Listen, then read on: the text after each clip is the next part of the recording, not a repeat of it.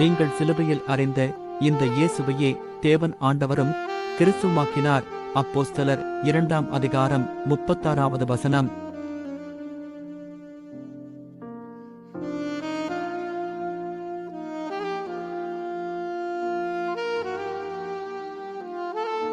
நீங்கள் சிலுவையில் அறைந்த இந்த இயேசுவையே தேவன் ஆண்டவரும் கிறிஸ்துவாக்கினார். அப்போஸ்தலர் 2ஆம் அதிகாரம் 36வது வசனம்.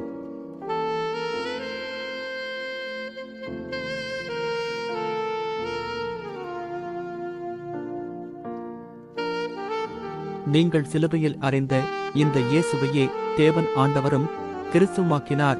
அப்போஸ்தலர் 2ஆம் அதிகாரம் 36வது வசனம்.